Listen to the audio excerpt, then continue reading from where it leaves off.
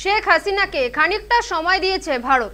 দিল্লির সর্বদল বৈঠকে এমনটাই জানিয়েছেন বিদেশমন্ত্রী এস জয়শঙ্কর। তবে বুধবার তার সঙ্গে দেখা করতে আসেন দিল্লি নিবাসী মেয়ে সাইমা ওয়াজেদ পুতুল। আপাতত দিল্লিতেই রয়েছেন বাংলাদেশের প্রাক্তন প্রধানমন্ত্রী শেখ হাসিনা।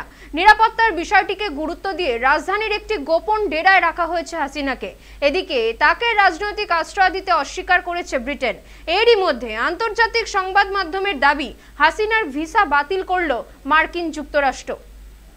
হাসিনা ও তাঁর বোন রেহানা এ নিয়ে দ্বিতীয়বার ভারতের শরণাপন্ন হলেন। 1975 সালে তাঁদের বাবা মুজিবুর রহমান হত্যার সময় তারা জার্মানির বার্লিন থেকে গোপনে এসে ভারতে আশ্রয় নিয়েছিলেন। পান্ধারা রোডে ভারতীয় গোয়েন্দা বাহিনীর সেফ হাউসে তৎকালীন ইন্দিরা গান্ধী সরকারের অতিথি হয়ে প্রায় বছর 6 ছিলেন তারা। এবার 2024 সালে ফের ভারতে হাসিনা। শেখ হাসিনাকে খানিকটা সময় দিয়েছে ভারত। সূত্রের খবর, তার সঙ্গে দেখা করতে আসেন দিল্লি নিবাসী মেয়ে সাইমা ওয়াজেদ পুতুল। মঙ্গলবার সকালেই দেশবাসী ও আন্দোলনরত ছাত্রদের জন্য একটি লিখিত বার্তা দিয়েছেন বাংলাদেশের সদ্য প্রাক্তন প্রধানমন্ত্রী হাসিনা। বার্তায় কোন পরিস্থিতিতে পদত্যাগ করে দেশ ছাড়তে বাধ্য হয়েছেন সেই কথা জানিয়েছেন তিনি। তবে হাসিনার নামে আসা লিখিত বার্তাটির সত্যতা যাচাই করেনি সময় কলকাতা।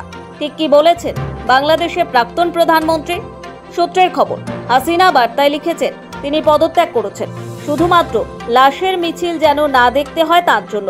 ছাত্রদের পাশাপাশি আওয়ামী লীগের নেতা কর্মীদের উদ্দেশ্যে হাসিনা লেখেন, কর্মীরা যারা আছেন কেউ মনোবল হারাবেন না। আওয়ামী লীগ বারবার উঠে দাঁড়িয়েছে, তিনি শীঘ্রই ফিরবেন। তবে ভারত ছাড়ার পর কোন দেশে পাকাপাকিভাবে আশ্রয় নেবেন হাসিনা ও তাঁর বোন রেহানা এখনো স্পষ্ট নয়। বিষয়টি যেহেতু খুবই গোপনীয়তার মধ্যে রয়েছে, তাই হাসিনার বর্তমান আশ্রয়স্থল ও গতিবিধি সম্পর্কে কোনো খবর পাওয়া যাচ্ছে না। ফিনল্যান্ড বা জার্মানিতেও তিনি যেতে পারেন বলে সূত্রের খবর। এইসব দেশের সঙ্গে কথাবার্তা চালাচ্ছে ভারতের বিদেশ মন্ত্রক। আপাতত দিল্লিতে রয়েছেন বাংলাদেশের প্রাক্তন প্রধানমন্ত্রী শেখ হাসিনা। নিরাপত্তার বিষয়টিকে গুরুত্ব দিয়ে রাজধানীর একটি গোপন ডেরায় রাখা হয়েছে হাসিনাকে। হাসিনা অন্য কোনো দেশে যাবেন নাকি ভারতেই থাকবেন তা নিয়ে মুখে কুলুপ এঁটেছে বিদেশ মন্ত্রক।